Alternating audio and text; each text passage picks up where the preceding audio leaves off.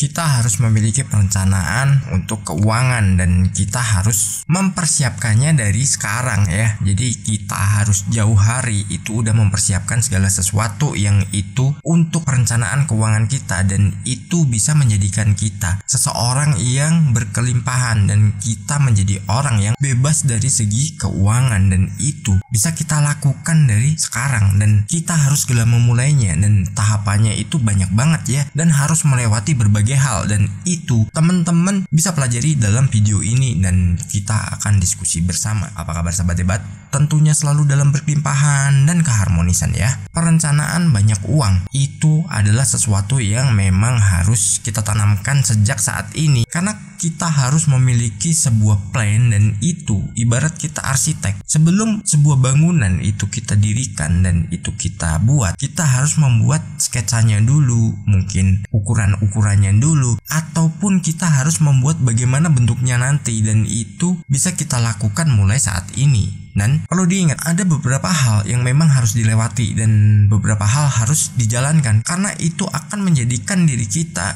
jauh lebih dewasa lagi dalam kita menggapai sebuah impian dalam kebebasan secara keuangan. Di video ini banyak kita nanti memang diskusi khusus keuangan ya, jadi dalam artian law of attraction, tapi kita membahas dari segi-segi keuangan. Mungkin teman-teman bisa kombinasikan dengan channel-channel lain mungkin, atau buku-buku yang teman-teman baca juga. Nah, itu teman-teman bebas mau lakukan bagaimana. Yang jelas di mana teman-teman melakukannya dengan nyaman, ya disitulah nanti prosesnya, dan disitulah teman-teman akan mendapatkan sebuah kelimpahan yang itu bisa diterapkan. Poin pertama adalah rancang nilai uang. Kita harus merancang nilai uangnya itu berapa, kita mau berapa banyak penghasilan yang ingin kita dapatkan, itu mungkin setiap hari, mungkin setiap minggu, ataupun setiap bulan, atau bahkan akumulasinya bisa setiap tahun. Nanti pengen punya uang senilai berapa, atau teman-teman bisa terapkan itu untuk berbagai aspek yang lain, itu gak ada masalah. Dan ini sebenarnya bisa diperluas lagi, jadi bukan hanya segi keuangan, mungkin aspek-aspek lain teman-teman juga bisa lakukan ya. Kita harus memiliki perencanaan dulu, kita harus merancang nilai uang, kita harus merencanakan berapa nilai uang yang ingin kita dapatkan. Kalau kita tidak punya itu, makanya ibarat kita sedang di tengah laut, kita bingung nih mau kemana, daratan di mana, makanya kita butuh yang namanya mercusuar. Saat ada mercusuar itu, oh berarti tujuannya di sana. Nah, itu mercusuar tersebut ibaratnya adalah nilai yang teman-teman inginkan. Mungkin penghasilan perharinya berapa, mungkin teman-teman kan berdagang atau teman-teman ada bisnis tertentu. Nah, itu tentukan dulu ya, nilainya pengen berapa. Setelah itu ya udah lakukan, tapi kita harus memang memiliki perasaan, atau kita harus menggambarkan pada diri kita bahwa kita sudah memilikinya. Jangan akan, jangan mudah-mudahan, jangan semoga. Kalau kita dengan kata-kata akan, semoga, mudah-mudahan, itu kita ragu dan kita kayak nggak punya tujuan. Nanti juga yang akan ngasih itu bingung, ini mau dikasih tapi kenapa ragu. Kalau kita udah ragu, otomatis gimana, yang mau ngasih juga ragu juga kan. Mau ngasih, wah iya kalau dia nanti nggak komplain, kalau komplain gimana, udahlah males mending nggak usah aja sekalian, sama-sama dikomplain. Itu pola kerja law of attraction. Jadi kalau kita minta sesuatu, lakukan secara spesifik. Misalkan nilai uang, ya uangnya berapa, nilainya berapa, masuknya kemana aja. Udah sederhana sebenarnya, cuman kita bikin yang ribet sendiri, dan itu juga kadang kita menyalahkan seseorang, kita menyalahkan ya mungkin keadaan kita, kondisi kita, atau bahkan ada yang menyalahkan Tuhan juga. Nah, itu bahaya, hati-hati. Jadi semua kembali ke diri kita, bagaimana kita mau merancangnya, kita mau mempersiapkannya, dan kita akan menerimanya. Ingat kan yang saya bilang, kita meminta, kita meyakini, kita menerima, dan kita merawatnya. Itu harus diterapkan. Jadi buat rancangan dulu, perencanaannya kita pengen punya penghasilan berapa, dan itu kita harus lakukan secara konsisten. Jangan kita hari ini melakukan untuk nilai sekian, besoknya berubah lagi. Jangan, itu nanti justru nggak dapat juga. Karena apa? Kok berubah-berubah? Nah, jadi ragu-ragu juga yang mau ngasih kan. Poin kedua adalah terus bergerak. Nah, terus bergerak ini adalah bagaimana kita selalu berupaya. Misalkan kita melakukan sesuatu dan itu gagal, apakah kita mau berhenti, kita diam, terus kita ya mungkin nangis gulung-gulung, itu kita nggak akan pernah berubah. Jadi kita harus bergerak. Mungkin di satu sisi kita mengalami sebuah kegagalan ya, dalam usaha, kerja atau apapun. Tapi jangan pernah yang namanya berhenti bergerak. Dalam artian bukan kita bergeraknya terus mondar-mandir segala macam, tapi kita harus berinovasi, kita harus cari cara-cara baru, kita evaluasi dulu. Kemarin gagal itu kenapa? Dan ini aku harus bagaimana? Itu harus kita tentukan dan itu harus kita tanamkan. Dan setiap peluang atau kesempatan ambil. Law of attraction itu menyukai kecepatan. Jadi semakin cepat kita merespon sesuatu, itu semakin cepat juga kita akan dirubah, semakin cepat juga kita akan mendapatkan apa yang kita inginkan. Jadi jangan pernah berdiam diri. Misalkan kita mau memulai usaha, wah modalnya belum ada, wah harus begini, harus begitu, banyak sekali alasan. Nah alasan itu sebenarnya jadi pembenaran. Kenapa? Kita malas untuk bergerak. Kalau misalkan gini, kita diberikan kelimpahan yang namanya fisik yang sempurna mungkin ya, bisa nggak kita melakukan segala sesuatu? Nggak perlu malu, kita langsung aja eksekusi, jalani dulu, nanti peluangnya juga akan datang masing-masing. Mungkin dari yang kecil dulu, mulai menengah, mulai yang besar, dan itu yang membuat kita maju. Jadi jangan pernah kita berhenti dalam bergerak. Law of attraction bukan kita hanya meminta dan kita meyakini dalam diri kita aja,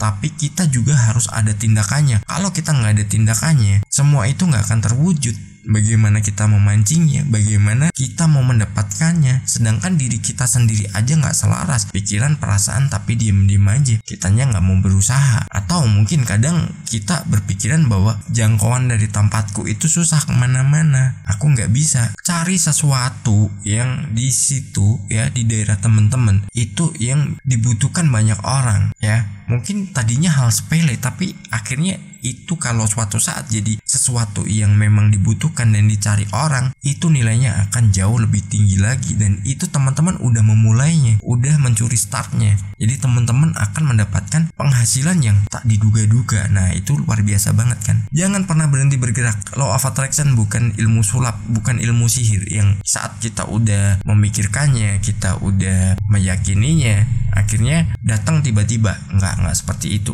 Law of attraction juga butuh tindakan. Law of attraction juga butuh yang namanya action. Lalu yang ketiga, kita jangan pernah membuang kesempatan. Nah, ada orang bilang bahwa kesempatan tidak pernah datang 2 kali. Tapi kalau Anda tahu ilmunya, teman-teman tahu strateginya, saat pintu kesempatan itu udah tertutup, teman-teman bisa mendobraknya. Mendobrak dengan yang namanya law of attraction atau pikiran teman-teman atau kekuatan pikiran teman-teman. Mendobraknya gimana? Ya kembangkan aja bagaimana teman-teman mendapatkan peluang-peluang atau kesempatan yang lain. Jadi tetap fokus aja dengan apa yang menjadi tujuannya. Misalkan perencanaannya uang penghasilannya sekian, tadi ada tawaran cuman teman-teman belum siap, dan itu peluang itu mungkin udah kadaluarsa atau udah diambil orang lain. Kita bisa mendobraknya dengan pikiran bawah sadar. Entah nanti ada kesempatan lagi dari peluang yang sama, atau akan terbuka peluang berikutnya dengan segmen yang berbeda, dan itu sesuai dengan apa yang sudah kita gambarkan, dan itu akan menjadikan kita seseorang yang memiliki banyak kelimpahan akan keuangan. Jangan berprinsip bahwa kesempatan hanya datang sekali saja. Kesempatan bisa kita dobrak ya. Mungkin di pintu yang satu udah ditutup,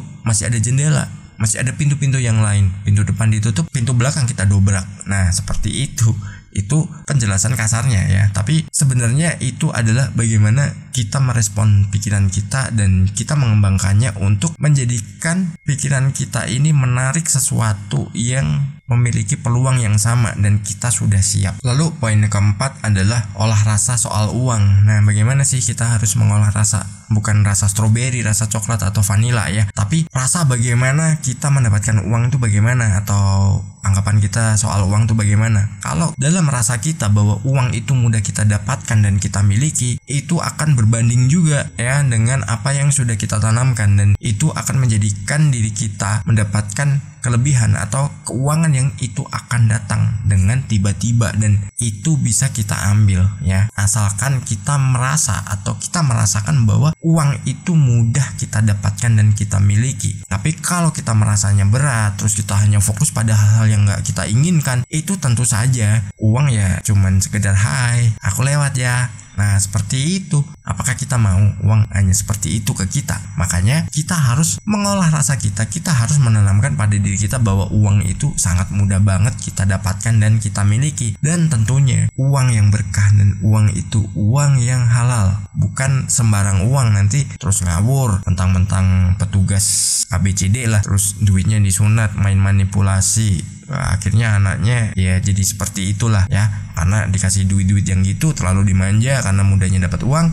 Tapi itu bukan uang yang benar. Saya nggak pernah mengajarkan untuk menghalalkan segala cara, tapi kita harus melakukannya sesuai koridornya. Dengan kita sudah sesuai koridornya, maka kita akan mendapatkan sesuatu yang lebih juga, dan kita akan merasakan hasilnya dan bisa kita nikmati dalam jangka yang sangat panjang. Bukan hanya sekedar permisi dan habis itu kita dimiskinkan. Mau nggak dimiskinkan? Nggak mau kan? Nah, kita harus merubahnya. Kita harus berprinsip bahwa segala sesuatu yang kita dapatkan adalah dengan cara yang benar. Lalu poin kelima adalah jalin hubungan baik dengan uang. Nah, kita harus menjalin hubungan yang baik dengan uang, karena dengan uang kita bisa melakukan apapun, dalam artian hal positif ya. Mungkin kita berbelanja, mungkin kita memenuhi kebutuhan sehari-hari, mungkin kita membayar sekolah anak, mungkin kita harus ya merawat diri kita sendiri agar kita selalu bugar. Kan itu butuh uang. Dan kita juga harus berkomunikasi dengan uang. Mungkin di video yang lain udah saya sampaikan ya, makanya di yang poin terakhir saya nggak akan bahas panjang lebar. Yang jelas komunikasi kita dengan uang kita harus baik. Kita nggak boleh seenaknya, dan kita nggak boleh yang namanya menyia-nyiakan uang, karena dengan kita banyak uang kita akan selalu bahagia. Karena apa?